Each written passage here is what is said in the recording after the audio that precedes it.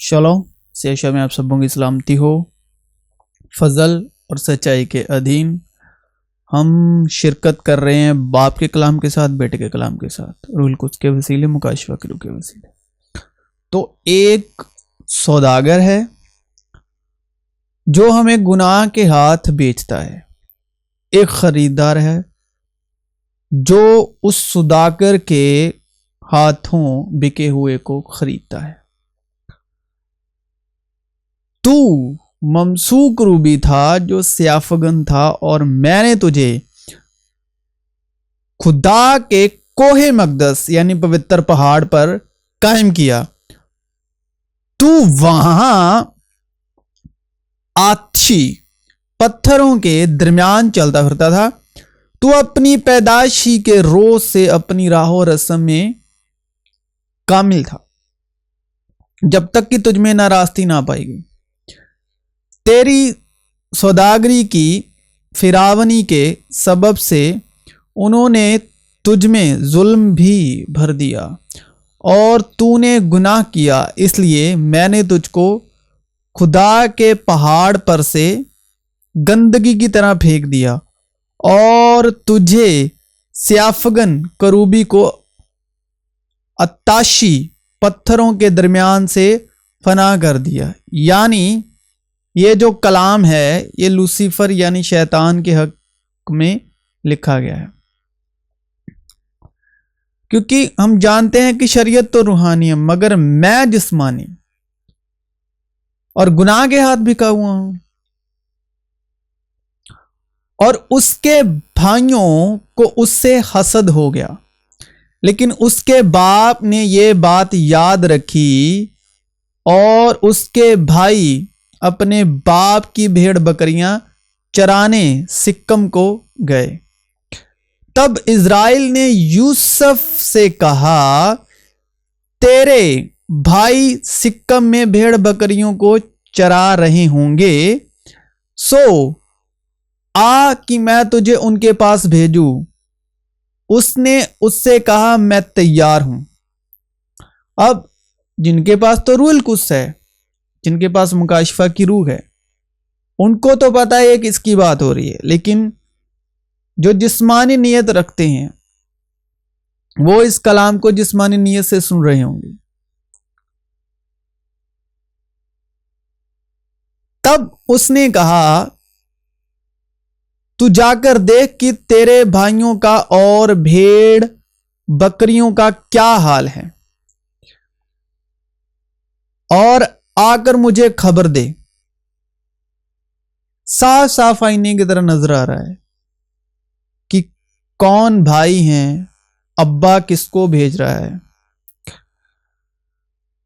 सो उसने उसे हब्रून की वादी से भेजा, और वो सिक्कम में आया, और एक शख्स ने उसे मैदान में इधर उधर आवारा फिरते पाया। ये देखकर उस शख्स ने उससे पूछा कि तू क्या ढूंढता है। उसने कहा, मैं अपने भाइयों को ढूंढता हूं, जरा मुझे बता दे कि वो भेड़ बकरियों को कहां चरा रहे हैं। उस शख्स ने कहा, वो यहां से चले गए, क्योंकि मैंने उनको ये कहते सुना कि चलो हम दुत्ताएं को जाएं। चुनाची यूसुफ अपने भाइयों की तलाश में चला और उनको दुत्तान में पाया, और यूं ही उन्होंने उसे दूर से देखा तो पेशतर इससे कि वो नजदीक पहुंचे उसके कत्ल का मंसूबा बांधा। तो जो नए अहदनामे में कत्ल का मंसूबा किन्होंने बांधा और किसका? और आपस में कहने लगे, देखो ख्वाबों का देखने वाला आ रहा है, आओ अब हम उसे मार डालें और किसी गड्ढे में डाल दें, और ये कह देंगे कि कोई बुरा दरिंदा उसे खा गया। फिर देखेंगे कि उसके ख्वाबों का अंजाम क्या होता है। तब रूबीन ने यह सुनकर उससे उनके हाथों से बचाया और कहा, हम उसकी जान ना लें और روبین نے ان سے یہ بھی کہا کہ خون نہ بہاؤ بلکہ اسے اس گڑھے میں جو بیابان میں ہے ڈال دو، لیکن اس پر ہاتھ نہ اٹھاؤ۔ وہ چاہتا تھا کہ اسے ان کے ہاتھ سے بچا کر اس کے باپ کے پاس سلامت پہنچا دے۔ اور یوں ہوا کہ جب یوسف اپنے بھائیوں کے پاس پہنچا تو انہوں نے اس کی بکالمن قبا کو جو وہ پہنے تھا اتار لیا اور اسے اٹھا کر گڑھے میں ڈال دیا۔ وہ گڑھا سوکھا تھا، اس میں ذرا بھی پانی نہ تھا، اور وہ کھانا کھانے بیٹھے اور آنکھ اٹھائی تو دیکھا کہ اشماعیلیوں کا ایک قافلہ گلیاد سے آ رہا ہے، اور گرم مسالی اور روگنے بلسان اور مرر اونٹوں پر لدے ہوئے مصر کو لیے جا رہا ہے۔ تب یہودا نے اپنے بھائیوں سے کہا کہ اگر ہم اپنے بھائی کو مار ڈالیں اور اس کا خون چھپائیں تو کیا نفع ہوگا؟ آؤ اسے اسماعیلیوں کے ہاتھ بیچ ڈالیں کہ ہمارا ہاتھ اس پر نہ اٹھے، کیونکہ وہ ہمارا بھائی اور ہمارا خون ہے۔ اس کے بھائیوں نے اس کی بات مان لی۔ پھر مدیانی سوداگر ادھر سے گزرے، تب انہوں نے یوسف کو کھینچ کر گڑھے سے باہر نکالا اور اسے اسماعیلیوں کے ہاتھ 20 روپے کو بیچ ڈالا، اور وہ یوسف کو مصر میں لے گئے۔ جب روبین گڑھے پر لوٹ کر آیا اور دیکھا کہ یوسف اس میں نہیں ہے تو اپنا پیراہن چاک کیا اور اپنے بھائیوں کے پاس الٹا پھرا اور کہنے لگا کہ لڑکا تو وہاں نہیں ہے، اب میں کہاں جاؤں؟ پھر انہوں نے یوسف کی قبا لے کر اور ایک بکرا ذبح کر کے اسے اس کے خون میں تار کیا، اور انہوں نے اس بکالمن قبا کو بھجوا دیا۔ سو وہ اسے ان کے باپ کے پاس لے آئے اور کہا کہ ہم کو یہ چیز پڑی ملی، اب تو پہچان کہ یہ تیرے بیٹے کی قبا ہے یا نہیں۔ اس نے اسے پہچان لیا اور کہا کہ یہ تو میرے بیٹے کی قبا ہے، کوئی برا درندہ اسے کھا گیا ہے۔ یوسف بے شک پھاڑا گیا۔ تب یعقوب نے اپنا پیراہن چاک کیا اور ٹاٹ اپنی کمر سے لپیٹا۔ پھاڑا گیا سے کچھ یاد آ رہا ہے؟ رول کچھ یاد دلا رہا ہے کہ تمہارا ورودی شیطان، تمہارا مخالفت ابلیس دہاڑتے سنگ کی طرح ڈھونڈتا پھرتا ہے کہ کس کو میں پھاڑ کھاؤں۔ تو اس نے اسے پہچان لیا اور کہا کہ یہ تو میرے بیٹے کی قبا ہے، کوئی برا درندہ اسے کھا گیا ہے۔ یوسف بے شک پھاڑا گیا۔ تب یعقوب نے اپنا پیراہن چاک کیا اور ٹاٹ اپنی کمر سے لپیٹا اور بہت دنوں تک اپنے بیٹے کے لیے ماتم کرتا رہا، اور اس کے بیٹے بیٹیاں اسے تسلی دینے جاتے تھے، پر اسے تسلی نہ ہوتی تھی۔ وہ یہی کہتا رہا کہ میں تو ماتم ہی کرتا ہوا قبر میں اپنے بیٹے سے جا ملوں گا۔ سو اس کا باپ اس کے لیے روتا رہا، اور مدیانیوں نے اسے مصر میں پوتیفر کے ہاتھ، جو فرعون کا ایک حاکم اور جلاؤ داروں کا سردار تھا، بیچا۔ تو یہ جو بھائی شبد ہے یہ موسیٰ کی شریعت کے دن یہودیوں یعنی فقی فریسیوں کے لیے استعمال ہوا ہے، اور یوسف مسیح یشوع کی تمثیل ہے اور بھائی فقی فریسیوں کی۔ وقت کا جو ہے وہ بیچ میں گیپ ہے، لیکن یوسف बिन्यामीन को छोड़ के यूसुफ के दूसरे भाई जो और माओं से पैदा हुए थे वो दर्शाते हैं शरीयत के अधीन फकी फरीसियों को, और यूसुफ यीशु मसीह की तमसील है।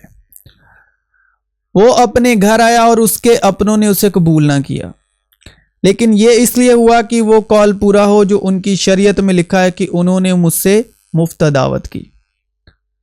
जिस तरह यूसुफ के भाइयों ने यूसुफ से, उसने, बल्कि वो तो उनके लिए खाना लेकर आ रहा था, इसलिए यीशु मसीह ने कहा कि जो आसमान से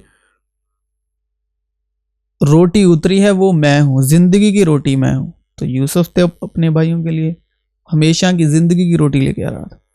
उसने जवाब में कहा कि मैं इज़राइल के घराने की खोई हुई भेड़ों के सिवा और किसी के पास नहीं भेजा गया। इज़राइल है जिसका नाम याकूब था, और इज़राइल की खोई हुई भेड़ें कौन हैं? इज़राइल के जितने भी कबीले हैं उनके गोत्र में से, जात गोत्र में से, यानी जितनी भी इज़राइल के बेटे यानी उनकी संतानों में से जो कोई भी, वो इज़राइल की खोई हुई भेड़ है।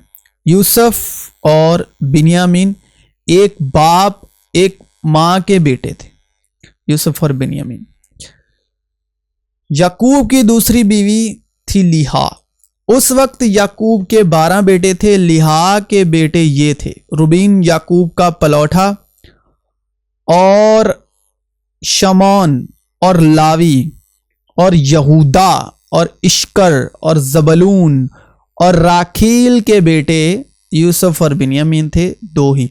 और राखील की लौंडी बिल्हा के बेटे दान और नफ्ताली थे, और लिहा की लौंडी जिल्फा के बेटे जद और अशर थे। ये सब याकूब के बेटे हैं जो फदान अराम में पैदा हुए। तो राखेल की लौंडी थी लिहा, लिहा की लौंडी बिल्हा, और बिल्हा और जिल्फा, ये 2 लौंडियां थी। तो राखेल और लिहा ये दोनों बहनें हैं, और इन दोनों बहनों की लिहा और जिल्फा लौंडियां हैं, यानी गुलाम हैं ये इनकी। मगर किताब मुकद्दस क्या कहती है? ये कि लौंडी और उसके बेटे को निकाल दे, क्योंकि लौंडी का बेटा आजाद के बेटे के साथ हरगिज वारिस ना होगा। बस ऐ भाइयों, हम लौंडी के फर्जंद नहीं बल्कि आजाद के हैं। तो शरीयत, मूसा की जो शरीयत है, लिखा है कि शरीयत गुलाम ही पैदा करती है। और लबान की 2 बेटियां थी, बड़ी का नाम लिहा और छोटी का नाम रखेल था। लिहा की आंखें चूंदी थी, पर राखेल हसीन और खूबसूरत थी, और याकूब रखेल पर फरिश्ता था। सो उसने कहा कि तेरी छोटी बेटी राखेल की खातिर मैं 7 बरस तेरी खिदमत कर दूंगा। लबनान से कहा। लबनान ने कहा उसे, गैर आदमी को देने की जगह तो तुझी को देना बेहतर है, तू मेरे पास रह। चुनाची याकूब 7 बरस तक, 7 जो अंक है वो संपूर्णताई का अंक है, सच्चाई का अंक है, और कामिल यानी संपूर्णताई सच्चाई का अंक है। चुनाची याकूब 7 बरस तक राखेल की खातिर खिदमत करता रहा, पर वो उसे राखेल की मोहब्बत के सबब, राखेल की मोहब्बत, और मोहब्बत खुदा है, खुदा मोहब्बत है, और खुदा रूह है। तो राखेल की मोहब्बत के सबब से चंद दिनों के बराबर मालूम हुए, और याकूब ने लाबान से कहा کہ میری مدت پوری ہو گئی، سو میری بیوی مجھے دے تاکہ میں اس کے پاس جاؤں۔ تب لابان نے اس جگہ کے سب لوگوں کو بلا کر جمع کیا اور ان کی ضیافت کی، اور جب شام ہوئی تو اپنی بیٹی لیہا کو اس کے پاس لے آیا، اور یعقوب اس سے ہمگوش ہوا، اور لابان نے اپنی لونڈی زلفا اپنی بیٹی لیہا کے ساتھ کر دی کہ اس کی لونڈی ہو۔ جب صبح کو معلوم ہوا کہ یہ تو لیہا ہے، تب اس نے لابان سے کہا، یعنی لیہا اور راکھیل کے پتا سے، کہ تو نے مجھ سے یہ کیا کیا؟ کیا میں نے جو تیری خدمت کی وہ راکھیل کی خاطر نہ تھی؟ پھر تو نے کیوں مجھے دھوکہ دیا؟ لابان نے کہا، ہمارے ملک میں یہ دستور نہیں کہ پلوٹھی سے پہلے چھوٹی کو بیاہ دے، تو اس کا ہفتہ پورا کر دے، پھر ہم دوسری بھی تجھے دے دیں گے جس کی خاطر تجھے 7 برس اور میری خدمت کرنی ہوگی۔ یعقوب نے ایسا ہی کیا کہ لیا کا ہفتہ پورا کیا۔ تب لابان نے اپنی بیٹی راکھیل بھی اسے بیاہ دی اور اپنی لونڈی بلہا اپنی بیٹی راکھیل کے ساتھ کر دی۔ یعقوب نے ایسا ہی کیا کہ لیہا کا ہفتہ پورا کیا۔ تب لبان نے اپنی بیٹی راکھیل بھی اسے بیاہ دی اور اپنی لونڈی بلہا اپنی بیٹی راکھیل کے ساتھ کر دی کہ اس کی لونڈی ہو۔ کہنے کا مطلب یہ ہے کہ یعقوب کی حق کی جو بیوی ہے وہ راکھیل ہے، اور راکھیل کے بیٹے ہیں یوسف اور بنیامین۔ اور یوسف کو مصر میں لائے، اور پوتیفر مصری نے جو فرعون کے ایک حاکم اور جلاؤ داروں کا سردار تھا، اس کو اسماعیلیوں کے ہاتھ سے جو اسے وہاں لے گئے تھے خرید لیا۔ اور یہ اسماعیلی کون ہے؟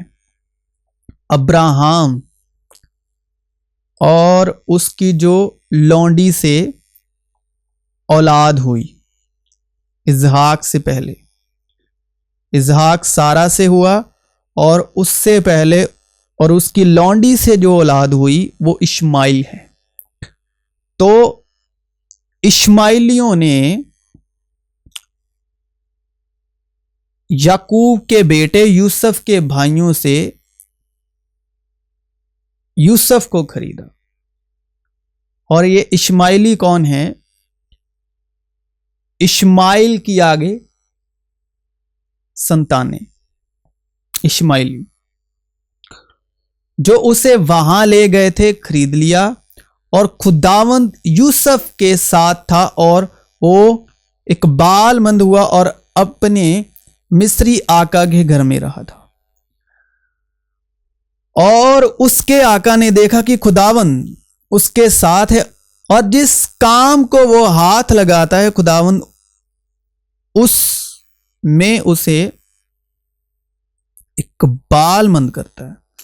چنانچہ یوسف اس کی نظر میں مقبول ٹھہرا، اور وہی اس کی خدمت کرتا تھا، اور اس نے اسے اپنے گھر کا مختار بنا کر اپنا سب کچھ اسے سونپ دیا۔ اور جب اس نے اسے گھر کا اور سارے مال کا مختار بنایا، تو خداوند نے اس مصری کے گھر میں یوسف کی خاطر برکت بخشی، اور اس کی سب چیزوں پر جو گھر میں اور کھیت میں تھی خداوند کی برکت ہونے لگی۔ پورے 2 برس کے بعد فرعون نے خواب میں دیکھا کہ وہ لبائے دریا کھڑا ہے، اور اس دریا میں سے 7 خوبصورت اور موٹی موٹی گائیں نکل کر نشتان میں چڑھنے لگی۔ ان کے بعد اور 7 بد شکل اور دبلی دبلی گائیں دریا سے نکلی، اور دوسری گاؤں کے برابر دریا کے کنارے جا کھڑی ہوئی، اور یہ बदशक्ल और दुबली दुबली गायें उन 7 खूबसूरत और मोटी मोटी गायों को खा गईं।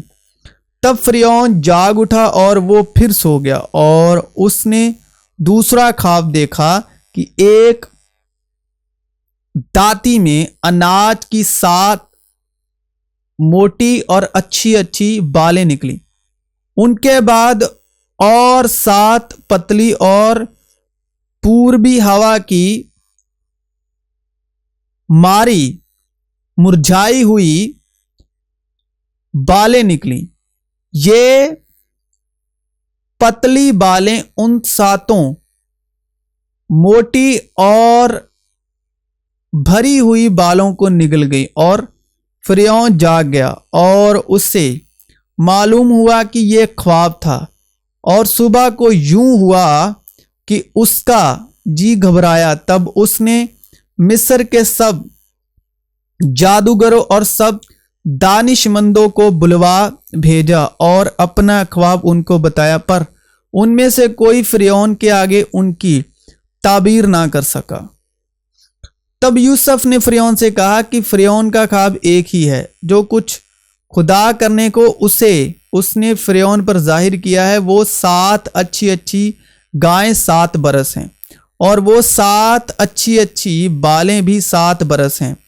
ख्वाब एक ही है, और वो 7 बदशक्ल और दुबली गायें जो उनके बाद निकली, और वो 7 खाली और पूर्वी हवा की मारी मुरझाई हुई बालें भी 7 बरस ही हैं। मगर काल के 7 बरस ये वही बात है जो मैं फिरौन से कह चुका हूं कि जो कुछ खुदा करने को है उससे उसने फिरौन पर जाहिर किया है। देख, सारे मुल्क मिस्र में 7 बरस तो पैदावार कासिर के होंगे, उनके बाद 7 बरस काल के आएंगे, और तमाम मुल्क मिस्र में लोग इस सारी पैदावार को भूल जाएंगे, और ये काल मुल्क को तबाह कर देगा, और अर्जानी मुल्क में याद भी नहीं रहेगी, क्योंकि जो काल बाद में पड़ेगा वो निहायत ही सख्त होगा। और फिरौन ने जो ये ख्वाब 2 दफा देखा, तो इसका सबब यह है कि ये बात खुदा की तरफ से मुकर्रर हो चुकी है, और खुदा इसे जल्द पूरा करेगा। इसलिए फिरौन को चाहिए कि एक दानिशवर और अक्लमंद आदमी को तलाश कर ले और उसे मुल्क मिस्र पर मुख्तार बनाए। फिरौन ये करे ताकि उस आदमी को इख्तियार हो कि वो मुल्क में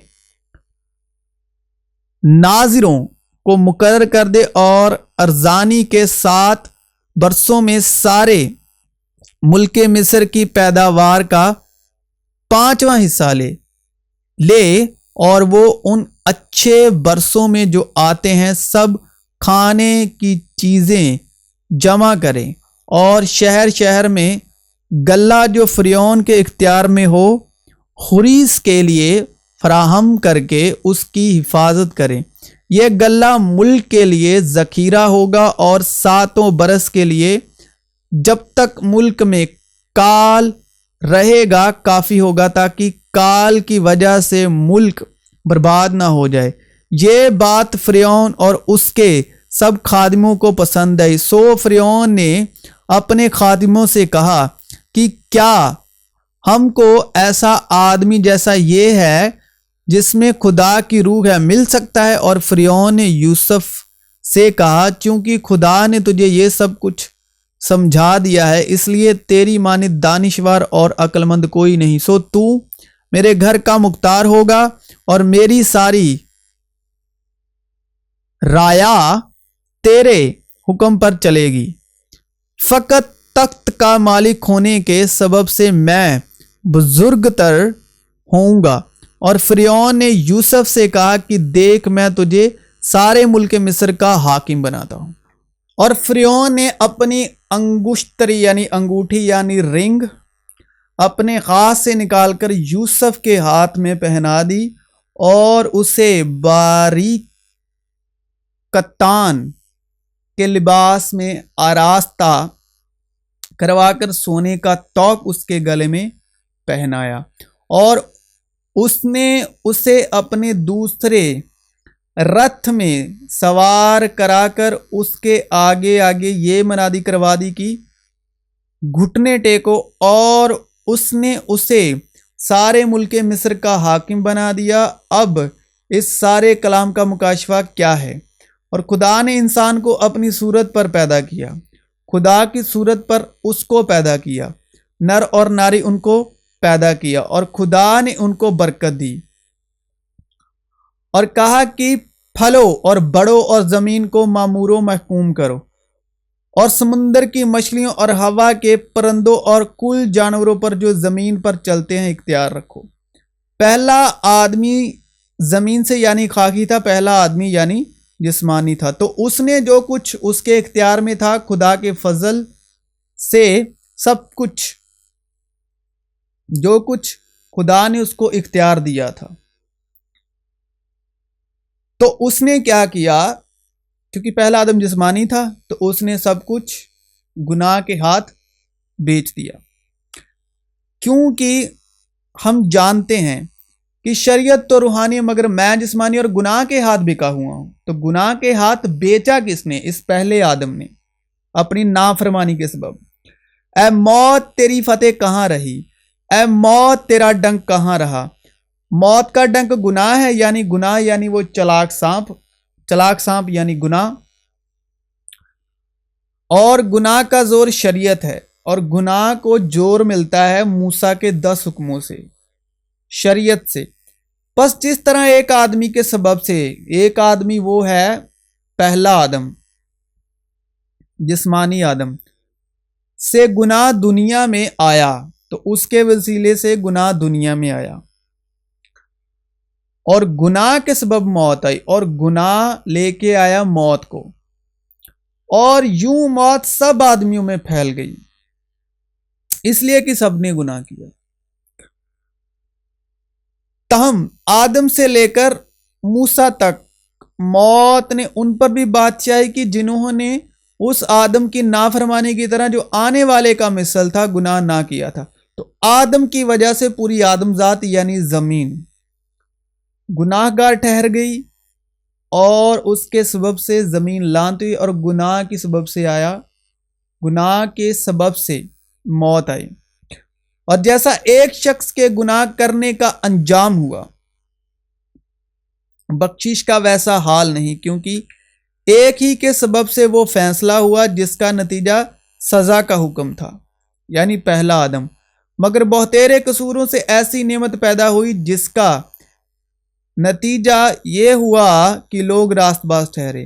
کیونکہ جب ایک شخص کے قصور کے سبب موت نے اس ایک کے ذریعے سے بادشاہی کی، تو جو لوگ فضل اور راست بازی کی بخشش عفرت سے حاصل کرتے ہیں، فضل اور سچائی مسیح یشوع کی معرفت پہنچی، وہ ایک شخص یعنی یشوع مسیح کے وسیلے سے ہمیشہ کی زندگی میں ضرور ہی بادشاہی کریں گے۔ غرض جیسا کہ ایک قصور کے سبب وہ فیصلہ ہوا جس کا نتیجہ سب آدمیوں کی سزا کا حکم تھا، ویسا ہی راست بازی کے ایک کام کے وسیلے سے سب آدمیوں کو وہ نعمت ملی جس سے راست باز ٹھہر کے زندگی پائیں۔ کیونکہ جس طرح ایک ہی شخص کی نافرمانی سے بہت سے لوگ گناہ گار ٹھہرے، اسی طرح ایک کی فرمان برداری سے بہت سے لوگ راست باز ٹھہریں گے، اور ٹھہریں گے ان کے لیے دروازہ کھلا رکھا ہے جو ایمان لا چکے اور فضل کی روح اور اس کی بخشش کا مزہ چکھ چکے، روح القدس کے وسیلے وہ تو ٹھہر چکے ہیں، لیکن ٹھہریں گے ان کے لیے لکھا ہوا ہے جو ابھی تک ایمان نہیں لائے۔ اور بیچ میں شریعت موجود ہوئی تاکہ قصور زیادہ ہو جائے، مگر جہاں گناہ زیادہ ہوا وہاں فضل اس سے بھی نہایت زیادہ ہوا، تاکہ جس طرح گناہ نے موت کے سبب سے بادشاہی کی، اسی طرح فضل بھی ہمارے خداوند یسوع مسیح کے وسیلے سے ہمیشہ کی زندگی کے لیے راست بازی کے ذریعے سے بادشاہی کرے۔ لیکن جب وقت پورا ہو گیا تو خدا نے اپنے بیٹے کو بھیجا جو عورت سے پیدا ہوا، اور شریعت موسیٰ کی جو ویوستھا ہے اس کے متحد پیدا ہوا، تاکہ شریعت کے جتنے بھی شریعت کے ادھین شریعت کے متحدوں کو مول لے کر چھڑا لے، اور ہم کو لپالک ہونے کا درجہ ملے، اور وہ یہ نیا گیت گانے لگے کہ تو ہی اس کتاب کے لینے اور اس کی مہریں کھولنے کے لائق ہے، یعنی شریعت کی کتاب، کیونکہ تو نے ذبح ہو کر اپنے خون سے ہر ایک قبیلے اور اہل زبان اور امت اور قوم میں سے خدا کے واسطے لوگوں کو خرید لیا۔ جو غالب آئے میں اسے اپنے ساتھ اپنے تخت پر بٹھاؤں گا، جس طرح میں غالب آ کر اپنے باپ کے ساتھ اس کے تخت پر بیٹھ گیا۔ جو غالب آئے اور جو میرے کاموں کے موافق آخر تک عمل کرے، میں اسے قوموں پر اختیار دوں گا۔ جو کوئی خدا سے پیدا ہوا ہے وہ دنیا پر غالب آتا ہے، اور وہ غلبہ جس سے دنیا مغلوب ہوئی ہے ہمارا ایمان ہے۔ اس لیے یسوع نے بھی امت کو خود اپنے خون سے پاک کرنے کے لیے دروازے کے باہر دکھ اٹھایا۔ لیکن اگر ہم نور میں چلیں جس طرح کی وہ نور میں ہے، تو ہماری آپس میں شرکت ہے، اور اس کے بیٹے یسوع کا خون ہمیں تمام گناہ سے پاک کرتا ہے۔ اگر ہم کہیں کہ ہم بے گناہ ہیں تو اپنے آپ کو فریب دیتے ہیں اور ہم میں سچائی نہیں۔ اگر اپنے گناہوں کا اقرار کرے تو وہ ہمارے گناہوں کے معاف کرنے اور ہمیں ساری ناراستی سے پاک کرنے میں سچا اور عادل ہے۔ اگر کہیں کہ ہم نے گناہ نہیں کیا تو اسے جھوٹا ٹھہراتے ہیں اور اس کا کلام ہم میں نہیں ہے۔ یوسف کے بھائیوں نے یوسف کو بیچا اشماعیلیوں کو۔ اشماعیل درساتے ہیں جسم کی غلامی کو، یعنی بدن تو گناہ کے سبب سے مردہ ہے۔ مصرائیم بھی درساتا ہے جسم کی غلامی کو، تو یعنی مصر، تو ہمیں مصر کا راجہ بنا دیا خداوند خدا نے۔ مصر یعنی روح کے وسیلے، مصر یعنی بدن کے کاموں کو نیست و نابود کرو۔ تو مصر پر بادشاہی کرنے کا مطلب ہے اپنے بدن کے جو گناہ ہیں، جو گناہ آلودہ بدن ہے، روح القدس کے وسیلے خدا کے فضل سے اس پر بادشاہی کرنا۔ کس کی پاکیزگی سے؟ مسیح یشوع کی پاکیزگی سے، جو ایمان لانے پر ہمیں مفت بخشش کے طور پر مہیا کی جاتی ہے، بخشش کے طور پر دی جاتی ہے۔ روح کے وسیلے سے چلو گے تو جسم کی خواہشوں کو ہرگز پورا نہ کرو گے۔ اس طرح پہلے آدم نے پوری دنیا کو گناہ کے ہاتھ میں بیچ دیا، اور اس کی نافرمانی کی وجہ سے گناہ اور موت پوری دنیا میں پھیل گئی۔ زمین اس کے سبب سے لعنتی ہوئی، جس طرح پوتیفر نے اشماعیلیوں کے ہاتھ سے خرید لیا، کس کو؟ یوسف کو۔ اسی طرح مسیح یشوع نے اپنے پاک خون سے سب کو مول لے لیا جو پہلے آدم کے سبب گناہ کے ہاتھ بکے ہوئے تھے، اور اپنی فضل کی دولت سے روح القدس اور سچائی کی روح اور قوت کا لباس بخشا، جس طرح یوسف کو فرعون نے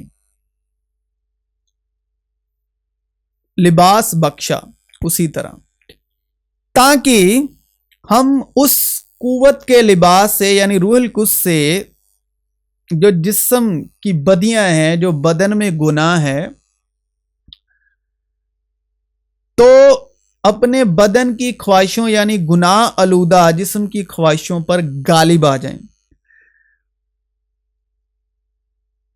اور اپنے بدن پر، یعنی جو بدن کے گناہ ہے، بدن کی خواہشوں، اس پر حکومت کریں، جس طرح یوسف نے مصر پر حکومت کی۔ مگر میں یہ کہتا ہوں کہ روح کے موافق چلو تو جسم کی خواہشوں کو ہرگز پورا نہ کرو گے، کیونکہ اگر تم جسم کے مطابق زندگی گزارو گے تو ضرور مرو گے، اور اگر روح سے بدن کے کاموں کو نیست و نابود کرو گے تو جیتے رہو گے، کیونکہ قیمت سے خریدے گئے ہو۔ کس کی قیمت سے؟